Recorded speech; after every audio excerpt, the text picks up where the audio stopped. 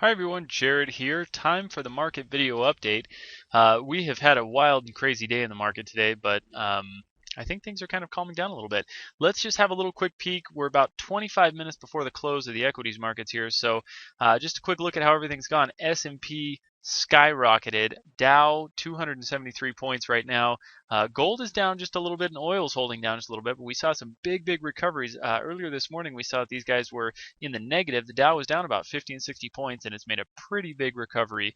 So we'll have a look at how that's going to translate into the currencies and how everything's looking there.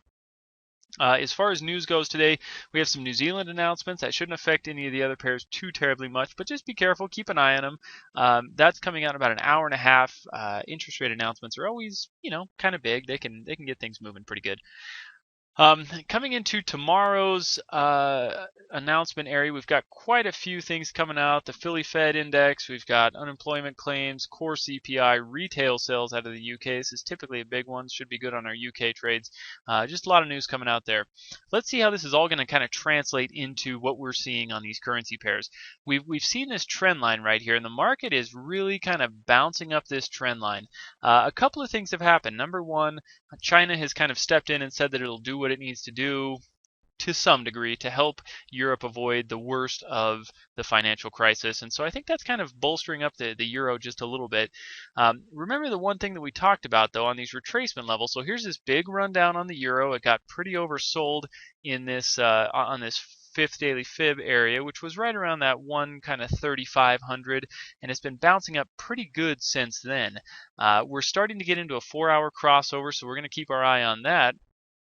But what's happening here is probably the most crucial thing is it's breaking the 23% fib level right here, which also happens to be a weekly pivot, but it's breaking that 23% fib and looks like it's going to run on up. Now, remember what we talked about. When markets break that 23% fib, very super likely to make it up into the 38, and that's about 150 pips from that breakout area, about 100 pips, 120 pips from where it currently is. So what we're going to be looking for is using this level of support right here and trading off of this weekly pivot up towards that 38 with some stops below this weekly pivot. I fully anticipate that to make it up there. So let's let the markets kind of bounce around and consolidate just a little bit, and then we'll look at kind of trading this retracement. I think this is just going to be a retracement. It may be a little bit longer than just these couple of days right here, and that's okay because we still have a very good trend line right here, and I think that the euro is going to continue down. As far as the pound dollar goes, the pound dollar has done a pretty good job holding below that weekly low, the first part of the weekly low, and it's kind of trying to test that once again. I don't think we're going to have as big of a retracement on the pound dollar as we have on the euro.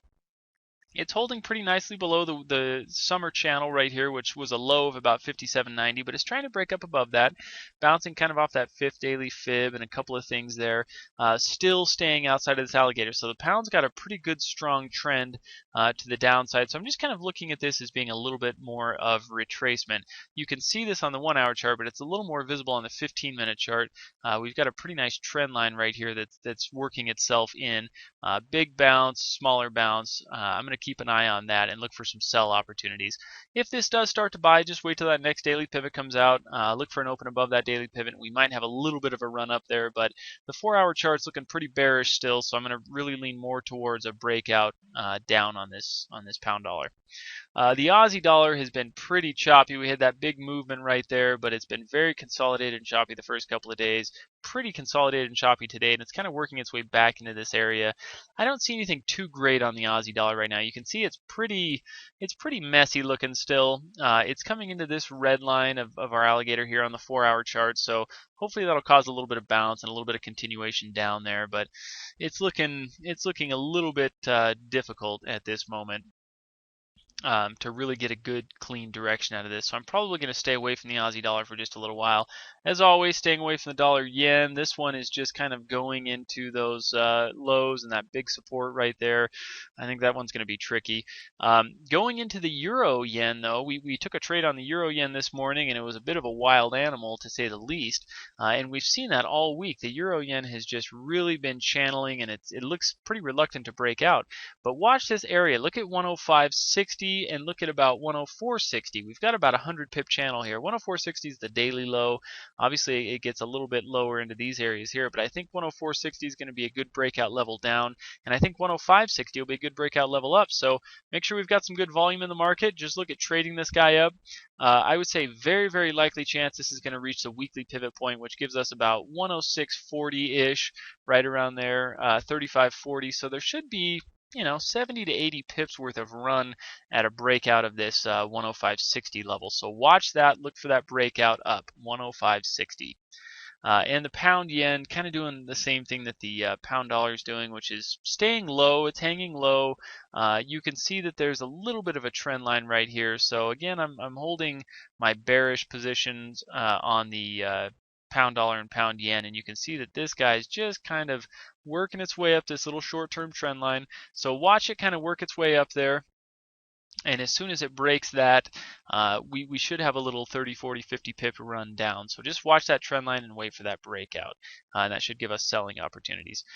Gold, very, very channeled, very messy, but it's kind of holding low. So if gold stays somewhat low, that'll just continue to add to the strength of the US dollar, and should be able to help that continue on down. Look at the pound Swiss franc. This thing has been really just flat, and now it's starting to kind of, you can see a little more clearly now, it's starting to kind of make its way down pretty well after some of the news and so on, and it's kind of testing this 1 hour gap and just working its way back down into that area. So we'll keep our eye on the pound and see where that goes, but the Swiss franc pairs are a little bit tricky. CAD's a little messy, and some of these other ones as well. So just be a little bit cautious, and really I think we're going to have some great trades on this euro dollar.